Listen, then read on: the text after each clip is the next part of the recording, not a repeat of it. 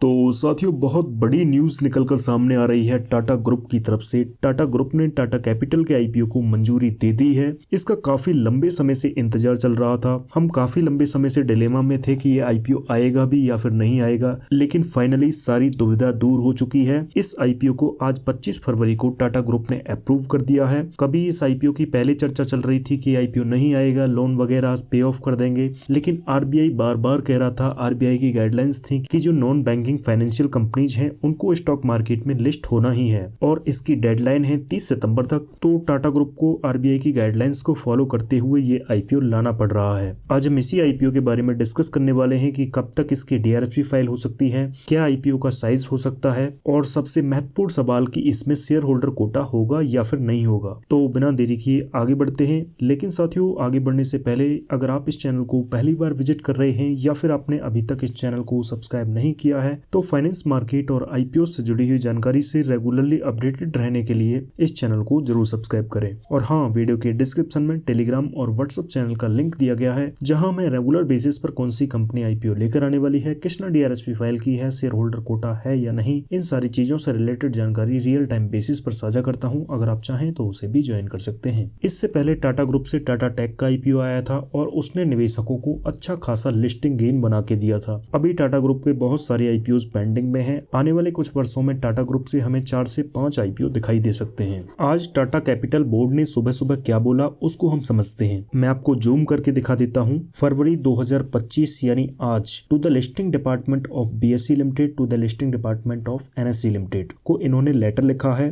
Under regulation of 51 securities and exchange board of India. तो इस regulation के अंतर्गत इन्होंने इन्फॉर्म किया है, इंटीमेट किया है, we wish to inform you that the board of director of the company at its meeting today.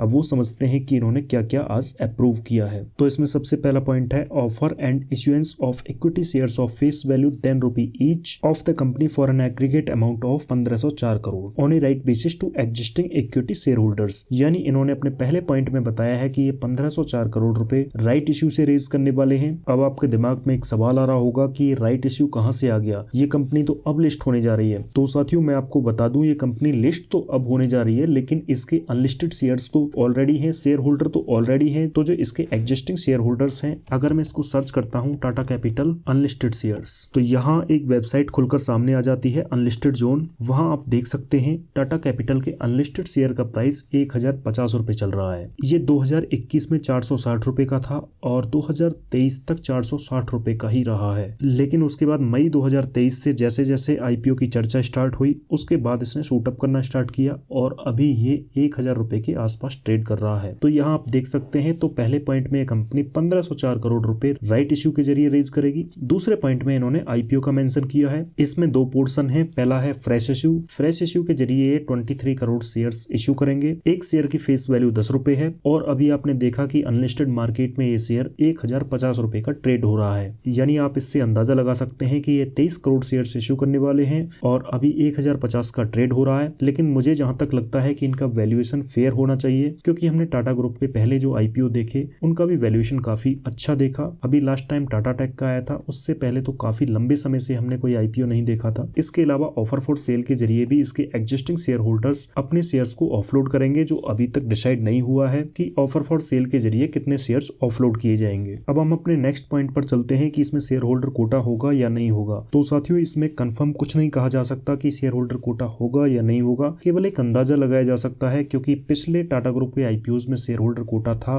Tata take में शेयर होल्डर कोटा देखने को मिला था। तो उम्मीद है कि इसमें भी शेयर होल्डर कोटा हो सकता है। ये हमें तब पता चलेगा कि जब टाटा कैपिटल अपने डीआरएचपी फाइल करेगा। वैसे उम्मीद है कि इनको डीआरएचपी जल्द से जल्दी फाइल करनी पड़ेगी, क्योंकि आरबीआई के रेगुलेशंस के अकॉर्डिंग इन्हें 30 सितंबर से पहले आईपीओ लॉन्च करना होगा। तो साथियों, इस वीडियो में इतना ही। जैसे ही इसके बारे में और जानकारी मिलेगी, आपको टेलीग्राम और व्हाट्सएप चैनल के माध्यम से साझा कर दी जाएगी। Signing off for now.